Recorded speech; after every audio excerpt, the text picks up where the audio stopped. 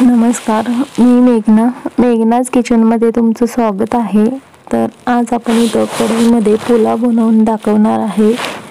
तर चला तर मग व्हिडिओला सुरुवात करूयात.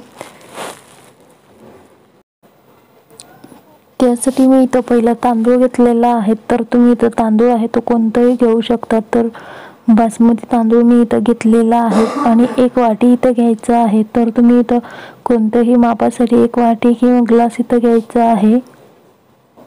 तर मी इथं 1 ग्लास एवढं तांदूळ घेतलेला आहे. त्याला स्वच्छ 2 पाण्याने धुवून घेतला आणि त्यानंतर एका भांडीमध्ये घालून पाण्यासकट त्याला 5 ते 10 मिनिटासाठी भिजत ठेवायचं आहे. आपण फोडणी देईपर्यंत कढई गरम होण्यासाठी ठेवून दिलेला आहे. त्याच्यामध्ये साधारण 2 चमचे एवढं मी इथं तेल घातलेलं आहे. त्यामध्ये 1 चमचा मी इथं तूप घालत आहे. तुम्हाला जर सगळं तुपामध्ये किंवा तेलामध्ये करायचं असेल तर तुम्ही सगळं एकच इथं वापरू शकता किंवा दोन्ही असं माझ्यासारखं निम्म वापरायचं असेल तरी सुद्धा तुम्ही दोन्ही थोडं इथं वापरू शकता. तर छान असं पहिलं तूप आणि तेल गरम करून घ्यायचं आणि त्यानंतर इथं थोडंसं 4 ते 5 काळी मिरी इथं घातलेलं आहे. सोबतच 5 ते 6 लवंग इथं घालून घ्यायचं आहेत.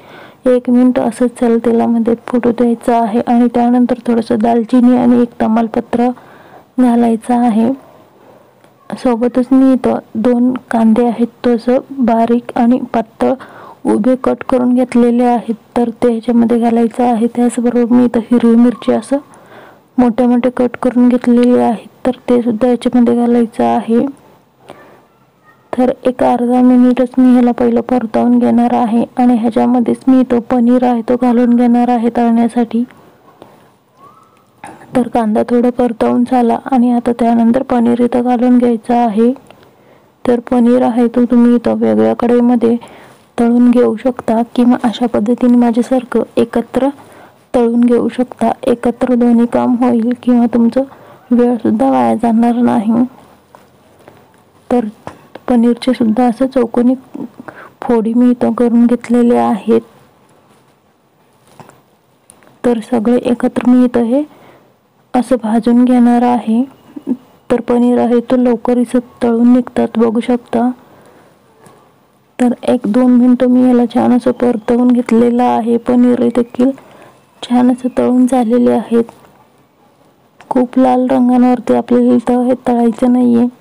किंवा जर तुम्हाला पुलावमध्ये पनीर घालायचं नसेल तर नाही घातलं तरी चालेल किंवा तुम्हाला ह्याच्यामध्ये तुम्हाला जर आवडीच्या भाज्या घालायचं असेल तर तुम्ही इथं कोणत्याही भाज्या आहेत तो घालू शकता.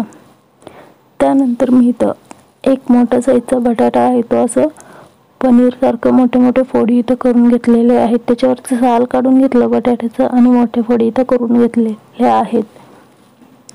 सोबतच मी इथं 1च ढोबळी मिरची आहेत तो असं मोठे कट करून घेतलेले आहेत. 1 गाजर सुद्धा मोठं कट करून घेतलेलं आहे. तर सगळे भाज्या आहेत तो इथं आपल्याला मोठेच इथं कट करून घ्यायचे आहेत.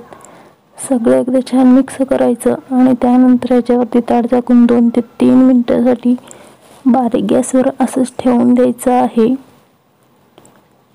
2-3 मिनिटानंतर ताट झाकून एकदा छान असं मिक्स करून घ्यायचं. बघू शकता छान असं सगळे भाज्या आहेत तो असं मऊसूत असं झालेले आहेत.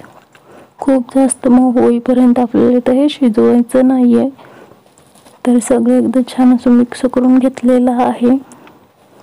तर आता आपण जे भिजत ठेवलेलं होतं तांदूळ त्यातलं सगळं पाणी काढून ते तांदूळ आहे तो आता कढईमध्ये घालून घ्यायचा आहे.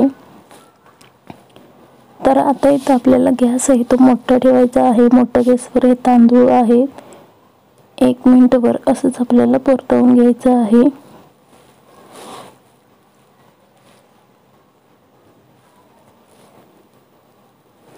तर 1 मिनिट असं गॅस मोठं ठेवून मी याला परतवून घेतलं आणि त्यानंतर मी इथं मटर घेतलेले आहेत. तर हे फ्रेश मटर मी इथं पहिलं गरम पाण्यात घालून उकळवून घेतलेलं आहे, शिजवून घेतलेलं आहे.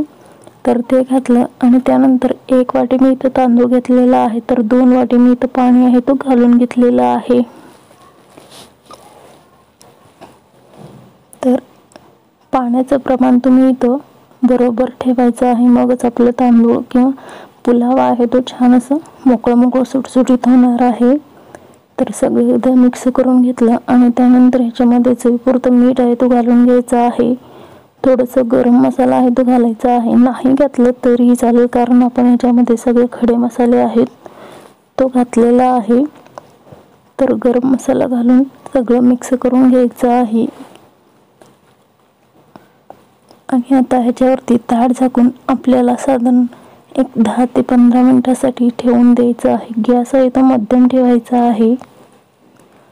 तर मध्ये आपल्याला एक 7 ते 8 मिनिटानंतर किंवा पूर्ण पाणी आहे तो आटल्यानंतर आपल्याला ताट उघडून बघायचं आहे, भात आपला शिजलेला आहे का नाही.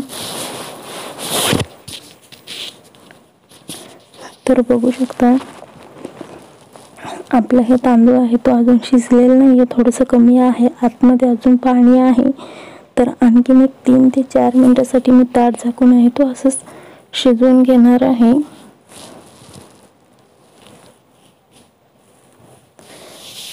तर 3 ते 4 मिनिट इथं काय झालेले आहेत. त्यानंतर तुम्ही बघू शकता आपल्या इथं कढईमध्ये पुलाव आहे तो बनवून तयार झालेला आहे. तर हे बघा चाकूने मी असं काढून घेत आहे आणि हे भात सुद्धा शिजलेला आहे. छान असं सुटसुटीत हे आपलं कढईमधलं पुलाव आहे तो तयार झालेला आहे. तर कोथिंबीर असेल तर कोथिंबीर आता ह्याच्यामध्ये घालून घेऊयात. तर तुम्ही सुद्धा अशा पद्धतीचं घरच्या घरी कढईमध्ये पुलाव आहे तो बनवू शकता. आणि व्हिडिओ आवडला असेल तर लाईक, शेअर, सबस्क्राईब करा. पुन्हा भेटूया पुढच्या व्हिडिओमध्ये. त्याच्यामध्ये थोडंसं मी तर डाळिंब आहे तो घालून घेतलेला आहे. पुन्हा भेटूया पुढच्या व्हिडिओमध्ये. तोपर्यंत बाय बाय.